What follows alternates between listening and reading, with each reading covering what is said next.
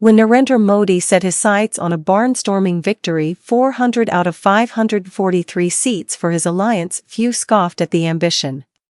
After all, the Indian Prime Minister and his BJP have been a largely unstoppable force since coming to power a decade ago. But while Mr. Modi and his alliance are on course to win a majority, it is not quite the untouchable win he and his allies envisioned when counting began this morning. Below, BBC correspondents in India give their thoughts on why we arrived at results few expected and what it could mean for the world's largest democracy going forward. Religion is a factor in every Indian election, and this one was no different. Mr. Modi inaugurated a Hindu temple at a controversial site that had been disputed between Hindus and Muslims in January, and this was expected to give his party a big boost during the election. But no one quite expected the BJP's campaign to be as polarizing as it was, or for some of the most aggressive comments to come from the very top. At a campaign rally in April, Mr. Modi said, when the opposition Congress government was in power, they had said Muslims have the first right on the nation's wealth. This means they'll collect the wealth and give it to whom? To those who have many children. To infiltrators. Some analysts interpreted the remark as an attempt by Mr. Modi to galvanize his conservative Hindu support base. But looking at the results from some key constituencies, the BJP candidate has lost in the temple city of Ayodhya. It doesn't appear to have had desired effect. Questions are now being raised about using the Hindu card as a campaign tool, especially since what it seems to have achieved is the opposite, uniting Muslim minorities against the BJP. Yogita Lamai, BBC News in Delhi. Marketing consultants have attributed Narendra Modi's enduring popularity to his mastery of branding, transforming routine events into spectacles and astute messaging.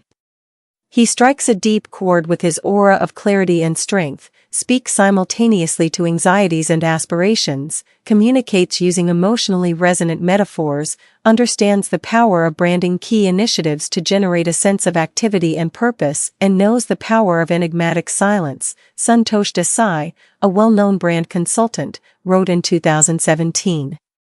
Over the years, Mr. Modi also sold himself as a cultural icon, engaging a diverse people both at home and abroad, cementing his status as an influential leader in Indian politics. A weak opposition and a largely friendly media helped him build his brand. He's pop culture in 70% of this country, a brand consultant said at a conclave last year. No longer. As results of the general elections show, brand Modi is beginning to fray. Mr. Modi has never underperformed and won less than a majority in all the elections he has fought so far. It has been different this time.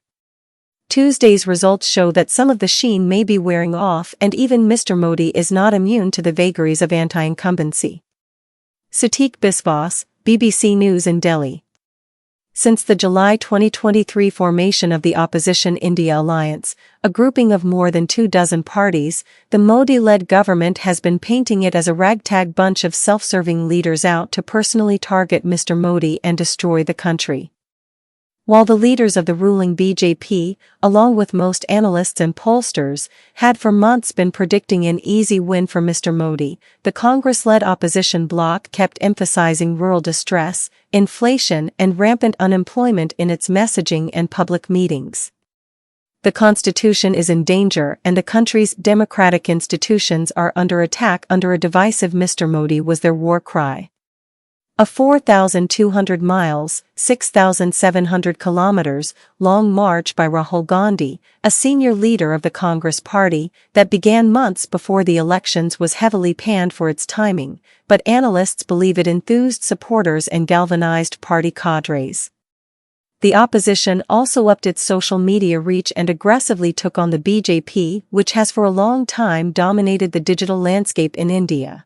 Mr. Modi's BJP is still struggling to make a major impact in southern India, although its vote share is set to increase. It won 25 seats in Karnataka alone in 2019. But this time it is losing at least 10 seats in the same state to the Congress party.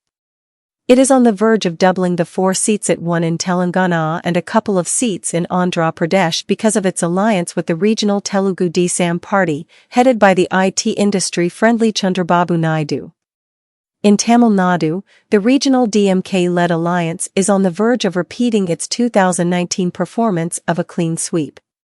And in Kerala, the communist government and the Congress-led front seem to have kept the BJP from the Lok Sabha. In short, the development-focused welfare schemes of the non-BJP parties appear to be making a better connect with the aspirations of the voters down south.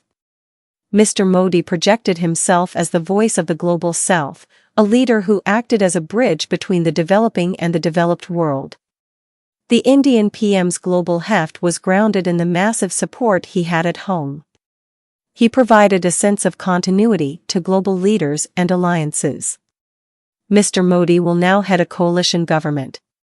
He is likely to have bipartisan support on foreign policy, but he will have to take allies into confidence before taking crucial decisions that affect global politics.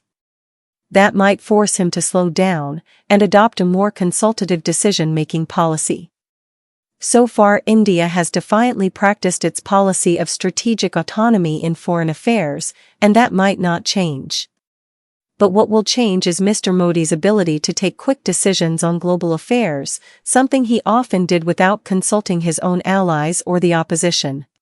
Modi supporters celebrate in his constituency of Varanasi.